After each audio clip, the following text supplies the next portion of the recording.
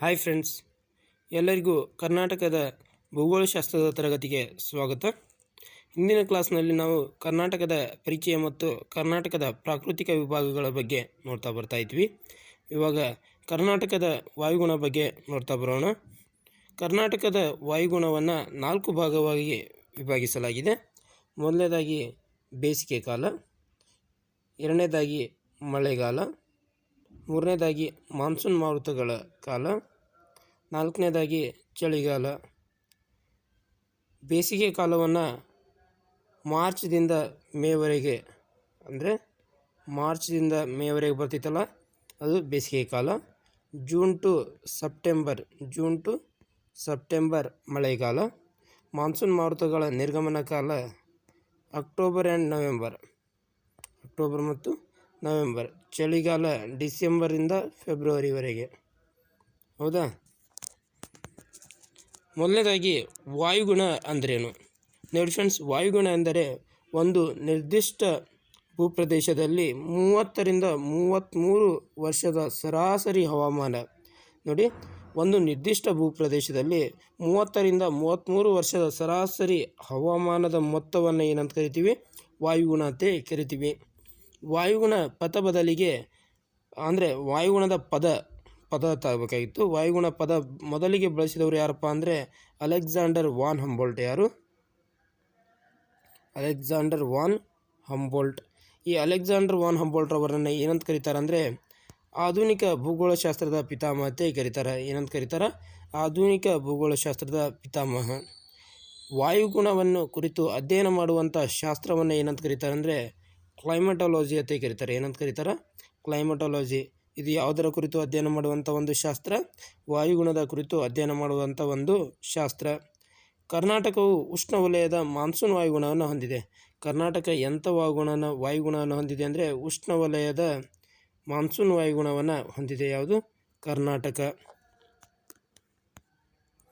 ಹವಾಮಾನದ ಬಗ್ಗೆ ಇವಾಗ ನೋಡ್ತಾ ಬರೋದಾದರೆ, ಹವಾಮಾನ ಅಂದರೆ ಕೇವಲ ಒಂದು ದಿನದಲ್ಲಿ ವಾಯುಮಂಡಲದಲ್ಲಾಗುವ ಬದಲಾವಣೆಯನ್ನು ಹವಾಮಾನ ಎನ್ನುವರು. ನೋಡಿ ಫ್ರೆಂಡ್ಸ್, ಕೇವಲ ಒಂದು ದಿನದಲ್ಲಿ, ಅಂದರೆ ಇವತ್ತೊಂದು ದಿವಸದಲ್ಲಿ ಏನಾಗ್ತೈತಲ್ಲ ಬದಲಾವಣೆ ವಾಯುಮಂಡಲದಲ್ಲಿ, ಅದಕ್ಕೆ ಏನಂತ ಕರೀತಾರೆ? ಹವಾಮಾನ ಅಂತೇಳಿ ಕರೀತಾರೆ. ಹವಾಮಾನದ ಘಟಕಾಂಶಗಳು ಯಾವಪ್ಪ ಅಂದರೆ ಮಳೆ, ಮೋಡ, ಮಿಂಚು, ಗುಡುಗು, ಸಿಡಿಲು, ನೀರಾವಿ ಮತ್ತು ಉಷ್ಣಾಂಶ. ಇವೇನಿವು ಹವಾಮಾನದ ಘಟಕಾಂಶಗಳು. ಹವಾಮಾನ ಎಂಬ ಪದವನ್ನು ಮೊದಲು ಬಳಸಿದವರು ಯಾರಪ್ಪ ಅಂದರೆ ಅರಿಸ್ಟಾಟಲ್ ಏನು ಮಾಡ್ತಾನೆ? ಹವಾಮಾನ ಎಂಬ ಪದವನ್ನು ಮೊದಲ ಬಾರಿಗೆ ಬಳಸ್ತಾನೆ. ಹವಾಮಾನವನ್ನು ಕುರಿತು ಅಧ್ಯಯನ ಮಾಡುವಂಥ ಶಾಸ್ತ್ರವನ್ನು ಏನಂತ ಕರಿತೀವಿ ಅಂದರೆ ಮೆಟ್ರಾಲಜಿ ಅಂತ ಕರಿತೀವಿ. ಏನಂತ ಕರಿತೀವಿ?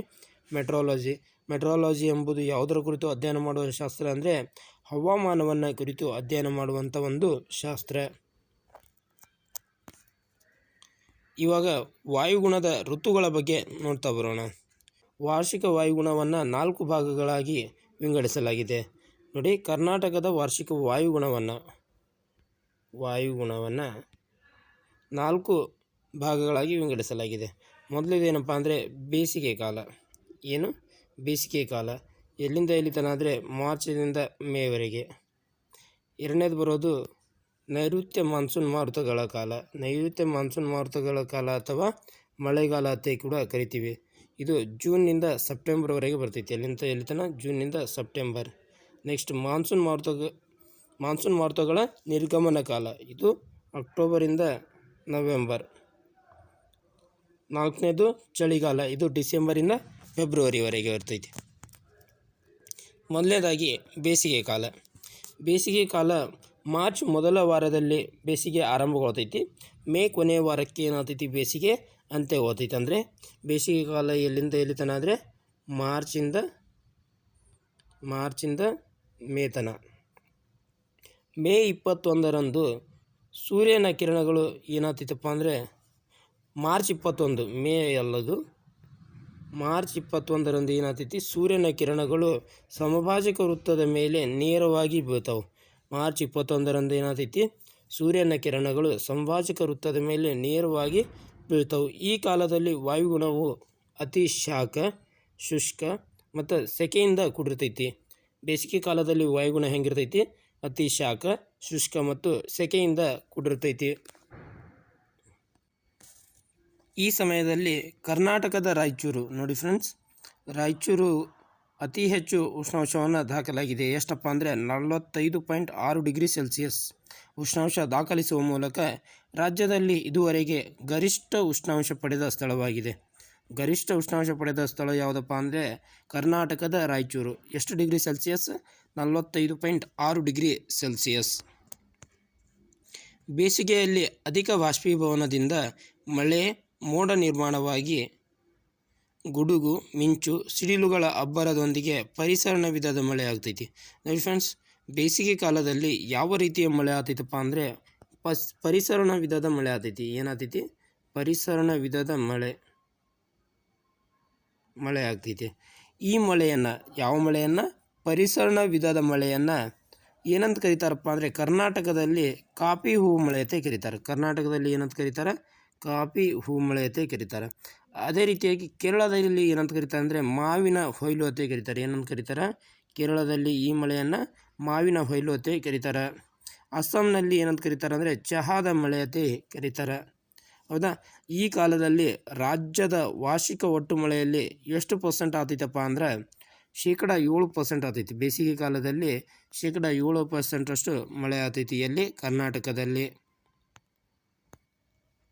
ಇವಾಗ ನೈಋತ್ಯ ಮಾನ್ಸೂನ್ ಮಾರುತಗಳ ಕಾಲದ ಬಗ್ಗೆ ನೋಡ್ತಾ ಬರೋಣ. ಈ ನೈಋತ್ಯ ಮಾನ್ಸೂನ್ ಮಾರುತಗಳ ಕಾಲವನ್ನು ಏನಂತ ಕರೀತಾರೆ ಅಂದರೆ ಮಳೆಗಾಲ ಅಂತಲೂ ಕೂಡ ಕರೀತಾರೆ. ಏನಂತ ಕರೀತಾರೆ? ಮಳೆಗಾಲ. ಈ ನೈಋತ್ಯ ಮಾನ್ಸೂನ್ ಮಾರುತಗಳ ಕಾಲದಲ್ಲಿ ಯಾವ ಸ್ಥಳವು ಅತಿ ಹೆಚ್ಚು ಮಳೆಯನ್ನು ಪಡಿತೈತೆ ಅಂದ್ರೆ ಕರ್ನಾಟಕದ ಆಗುಂಬೆ.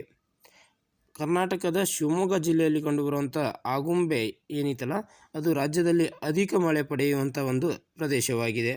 ಇದನ್ನು ಏನಂತ ಕರೀತಾರೆ ಅಂದರೆ ದಕ್ಷಿಣದ ಚಿರಾಪುಂಜಿ ಅಂತ ಕರೀತಾರೆ. ಏನಂತ ಕರೀತಾರೆ? ದಕ್ಷಿಣದ ಚಿರಾಪುಂಜಿ. ಹಾಗಾದರೆ ಚಿರಾಪುಂಜಿ ಎಂಬ ಸ್ಥಳ ಎಲ್ಲಿ ಕಂಡು ಬರ್ತೈತಿ ಅಂದರೆ ಮೇಘಾಲಯದಲ್ಲಿ ಕಂಡು ಬರ್ತೈತಿ. ಎಲ್ಲಿ? ಮೇಘಾಲಯ. ಮೊದಲಿಗೇನು ಆಗ್ತಿತ್ತು? ಚಿರಾಪುಂಜಿಯಲ್ಲಿ ಅತ್ಯಧಿಕ ಪ್ರಮಾಣದಲ್ಲಿ ಮಳೆ ಆಗ್ತಿತ್ತು. ಅದು ಎಲ್ಲೈತಿ? ಮೇಘಾಲಯದಲ್ಲಿ ಐತಿ. ಪ್ರಸ್ತುತವಾಗಿ ಮೇಘಾಲಯದ ಮೌಸಿಮ್ ರಾಮ್ನಲ್ಲಿ ಅತಿ ಹೆಚ್ಚು ಮಳೆ ಆಗ್ತೈತಿ. ಹೌದಾ? ಹಿಂದೆ ಏನು ಚಿರಾಪುಂಜಿಯಲ್ಲಿ ಅತಿ ಹೆಚ್ಚು ಮಳೆ ಆಗ್ತಿತ್ತಲ್ಲ, ಅದೇ ಹೆಸರನ್ನು ಈ ಆಗುಂಬೆಗೆ ದಕ್ಷಿಣದ ಚಿರಾಪುಂಜಿ ಅಂತೇಳಿ ಕರೀತಾರೆ. ಹೌದಾ?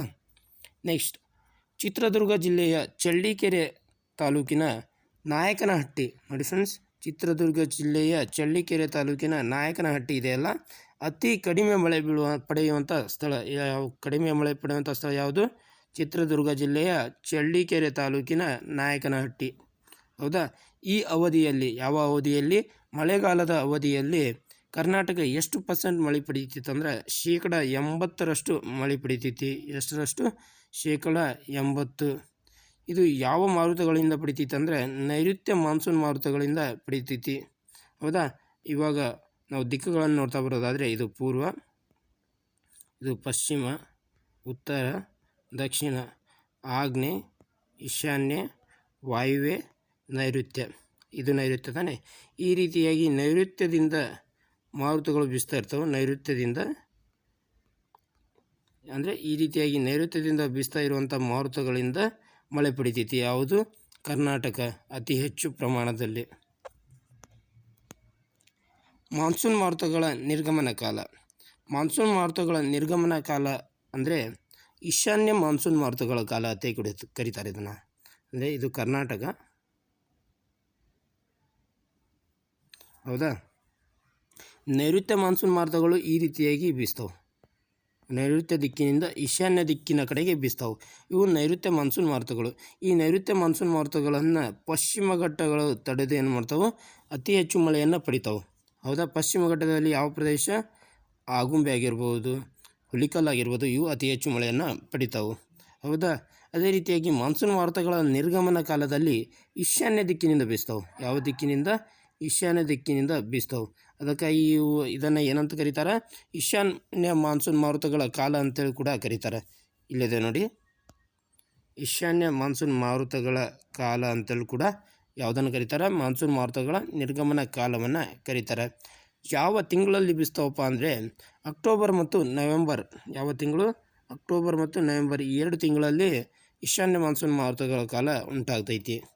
ಈ ಅವಧಿಯಲ್ಲಿ ಶೇಕಡ ಎಷ್ಟರಷ್ಟು ಕರ್ನಾಟಕ ಮಳೆ ಪಡಿತಿತ್ತಪ್ಪ ಅಂದರೆ ಶೇಕಡ 12ರಷ್ಟು ಮಳೆ ಪಡಿತಿತ್ತು. ಎಷ್ಟರಷ್ಟು? ಶೇಕಡ 12ರಷ್ಟು. ಹೌದಾ? ಚಳಿಗಾಲ, ಕೊನೆಯದಾಗಿ ಚಳಿಗಾಲವನ್ನು ನೋಡ್ತಾ ಬರೋದಾದರೆ ಡಿಸೆಂಬರ್ ಮತ್ತು ಫೆಬ್ರವರಿ, ಡಿಸೆಂಬರ್ ತಿಂಗಳಿಂದ ಫೆಬ್ರವರಿ ತಿಂಗಳವರೆಗೆ ಏನು ಕಂಡು ಬರ್ತೈತಿ? ಚಳಿಗಾಲ ಕಂಡು ಬರ್ತೈತಿ. ಹೌದಾ? ನೆಕ್ಸ್ಟ್ ಕರ್ನಾಟಕದ ಬೀದರ್. ನೋಡಿ ಫ್ರೆಂಡ್ಸ್, ಕೆಲವೊಂದು ಬುಕ್ನಲ್ಲಿ ಬೆಳಗಾವಿ ಅಂತ ಕೂಡ ಕೊಟ್ಟಿದ್ದಾರೆ, ಕೆಲವೊಂದು ಬುಕ್ನಲ್ಲಿ ಬೀದರ್ ಇದೆ. ಹೌದಾ? ಕರ್ನಾಟಕದ Bidar 2.7 degree Celsius 2.7 degree Celsius ಉಷ್ಣಾಂಶ ದಾಖಲಾಗುವ ಮೂಲಕ ಇಲ್ಲಿಯವರೆಗೆ ಕರ್ನಾಟಕದಲ್ಲಿ ಅತ್ಯಂತ ಕಡಿಮೆ ಉಷ್ಣಾಂಶ ದಾಖಲಾದ ಸ್ಥಳವಾಗಿದೆ. ಇದು ಬೀದರೇ ಕರೆಕ್ಟ್ ಆಗುತ್ತೆ. ಬೆಳಗಾವಿ ಎಷ್ಟಪ್ಪ ಅಂದರೆ 6 ಡಿಗ್ರಿ ಪ್ಲಸ್ ಸೆಲ್ಸಿಯಸ್ ದಾಖಲಾಗಿದೆ.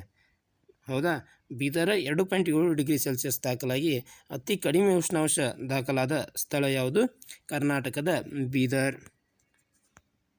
ನೆಕ್ಸ್ಟ್ ಅತಿ ಕಡಿಮೆ ಉಷ್ಣಾಂಶ ದಾಖಲಾಗಿರುವ ತಿಂಗಳು ಅಂದರೆ ಅತಿ ಕಡಿಮೆ ವರ್ಷದಲ್ಲಿ ಯಾವ ತಿಂಗಳಿನಲ್ಲಿ ಅತಿ ಕಡಿಮೆ ಉಷ್ಣಾಂಶ ಇರ್ತೈತಪ್ಪ ಅಂದರೆ ಜನವರಿ ತಿಂಗಳು. ಯಾವ ತಿಂಗಳು? ಜನವರಿ ತಿಂಗಳು. ಆದ್ದರಿಂದ ಈ ತಿಂಗಳನ್ನು ಏನಂತ ಕರೀತಾರಪ್ಪ ಅಂದರೆ ಕರ್ನಾಟಕದ ಪ್ರವಾಸ ಮಾಸ ಅಂತ ಕರೀತಾರೆ. ಕರ್ನಾಟಕದ ಪ್ರವಾಸ ಮಾಸತೆ ಯಾವ ತಿಂಗಳನ್ನು ಕರೀತಾರೆ ಅಂದರೆ ಜನವರಿ ತಿಂಗಳನ್ನು ಕರೀತಾರೆ. ಈ ಅವಧಿಯಲ್ಲಿ, ಯಾವ ಅವಧಿಯಲ್ಲಿ? ಚಳಿಗಾಲದ ಅವಧಿಯಲ್ಲಿ. ಯಾವ ಕಾಲ? ಚಳಿಗಾಲದ ಅವಧಿಯಲ್ಲಿ ಕರ್ನಾಟಕ ಎಷ್ಟು % ಮಳೆ ಪಡಿತೈತಪ್ಪ ಅಂದರೆ ಶೇಕಡ 1ರಷ್ಟು ಮಳೆ ಪಡಿತೈತಿ. ಎಷ್ಟು? ಶೇಕಡ 1ರಷ್ಟು. ನೋಡಿ ಫ್ರೆಂಡ್ಸ್, ಪ್ರತಿಯೊಂದನ್ನು ಇಲ್ಲಿ ನೋಟ್ ಮಾಡ್ಕೊಳ್ಳಿ. ಬೇಸಿಗೆ ಕಾಲದಲ್ಲಿ ಶೇಕಡ 7ರಷ್ಟು ಮಳೆ ಪಡಿತೈತಿ ಕರ್ನಾಟಕ. ಅದೇ ರೀತಿಯಾಗಿ ಮಳೆಗಾಲ ಅಥವಾ ಮಾನ್ಸೂನ್ ಮಾರುತಗಳ ಕಾಲದಲ್ಲಿ ಶೇಕಡ 80ರಷ್ಟು ಕರ್ನಾಟಕ ಮಳೆ ಪಡಿತೈತಿ. ಅದೇ ರೀತಿಯಾಗಿ ನೆಕ್ಸ್ಟ್ ಈಶಾನ್ಯ ಮಾನ್ಸೂನ್ ಮಾರುತಗಳ ಕಾಲ ಅಥವಾ ನೈಋತ್ಯ ಮಾನ್ಸೂನ್ ಮಾರುತಗಳ ನಿರ್ಗಮನ ಕಾಲದಲ್ಲಿ ಎಷ್ಟು? ಶೇಕಡ 12ರಷ್ಟು ಮಳೆ ಪಡಿತೈತಿ. ಅದೇ ರೀತಿಯಾಗಿ ಚಳಿಗಾಲದಲ್ಲಿ ಶೇಕಡ 1ರಷ್ಟು. ಟೋಟಲ್ 100% ಆಗ್ತೈತಿ. ಇಲ್ಲಿ ನೋಡ್ರಿ, ಇಲ್ಲಿ 7 + 2 9 + 1 10, 1 2 + 8 10, 100% ಆಯಿತಾ? ನೋಡಿ, ಇವೆಲ್ಲ ನೆನಪಿಟ್ಕೊಳ್ಳಿ, ಕೇಳುವಂಥ ಸಾಧ್ಯತೆ ಹೆಚ್ಚಿರ್ತೈತಿ. ನೆಕ್ಸ್ಟ್ ಹಿಂದಿನ ಪ್ರಶ್ನೆ ಪತ್ರಿಕೆಗಳಲ್ಲಿ ಕೇಳಲಾದ ಪ್ರಶ್ನೆಗಳನ್ನು ನೀಡಿದ್ದೀನಿ. ಒಂದೆರಡು ಪ್ರಶ್ನೆಗಳಿಗೆ ನಾನು ಉತ್ತರಿಸ್ತೀನಿ. ಕೊನೆಯ ಒಂದು ಪ್ರಶ್ನೆಗೆ ನೀವು ಕಮೆಂಟ್ ಮಾಡಬೇಕು. ಕರ್ನಾಟಕದಲ್ಲಿ ಅತಿ ಹೆಚ್ಚು ಮಳೆಯಾಗುವ ಸ್ಥಳ. ಇದಕ್ಕೆ ಸರಿಯಾದ ಉತ್ತರ ಆಪ್ಷನ್ 1 ನೋಡ್ತಾ ಬರೋದಾದರೆ Karwar, option B Agumbe, option C Raichur, option D Mangaluru. ಸರಿಯಾದ ಉತ್ತರ ನೋಡ್ತಾ ಬರೋದಾದರೆ ಆಗುಂಬೆ ಅತಿ ಹೆಚ್ಚು ಮಳೆ ಆಗುವಂಥ ಸ್ಥಳವಾಗಿದೆ. ನೆಕ್ಸ್ಟ್ ಖಾರಿಫ್ ಬೆಳೆಯನ್ನು ಬೆಳೆಯುವಂಥ ಕಾಲ. ಖಾರಿಫ್ ಬೆಳೆಯನ್ನು ಯಾವಾಗ ಬೆಳೀತಾರಪ್ಪ ಅಂದರೆ ಮಳೆಗಾಲದ ಸಂದರ್ಭದಲ್ಲಿ ಬೆಳೀತಾರೆ. ಯಾವ ಸಂದರ್ಭದಲ್ಲಿ? ಮಳೆಗಾಲದ ಸಂದರ್ಭದಲ್ಲಿ ಖಾರಿಫ್ ಬೆಳೆಯನ್ನು ಬೆಳೀತಾರೆ. ಹಾಗಾದರೆ ಮಳೆಗಾಲದ ಕಾಲಾವಧಿ ಜೂನ್ ಟು ಸೆಪ್ಟೆಂಬರ್. ಅದಕ್ಕೆ ಖಾರಿಫ್ ಬೆಳೆಯನ್ನು ಯಾವಾಗ ಬೆಳೆಯುವ ಕಾಲ? June to September. ನೆಕ್ಸ್ಟ್ ಕರ್ನಾಟಕದಲ್ಲಿ ಅತಿ ಕಡಿಮೆ ಮಳೆಯಾಗುವ ಸ್ಥಳ. ಕರ್ನಾಟಕದಲ್ಲಿ ಅತಿ ಕಡಿಮೆ ಮಳೆ ಯಾವ ಸ್ಥಳದಲ್ಲಿ ಆಗ್ತೈತೆ ಅಂತೇಳಿ ಪ್ರಶ್ನೆ ಇದೆ. ಇದಕ್ಕೆ ನೀವು ಉತ್ತರವನ್ನು ಕಮೆಂಟ್ ಮಾಡಿ. ಉತ್ತರವನ್ನು ಏನು ಮಾಡಿ? ನೀವು ಕಮೆಂಟ್ ಮಾಡಿ. ಹೌದಾ? ಇದಿಷ್ಟು ಕರ್ನಾಟಕದ ವಾಯುಗುಣದ ಬಗ್ಗೆ ಕ್ಲಾಸ್ ಆಗಿತ್ತು. ಇದೇ ರೀತಿಯಾಗಿ ಇನ್ನಿತರ ಕ್ಲಾಸ್ಗಳಿಗಾಗಿ ನಮ್ಮ ಚಾನಲನ್ನು ಸಬ್ಸ್ಕ್ರೈಬ್ ಮಾಡ್ಕೊಳ್ಳಿ. ಧನ್ಯವಾದಗಳು.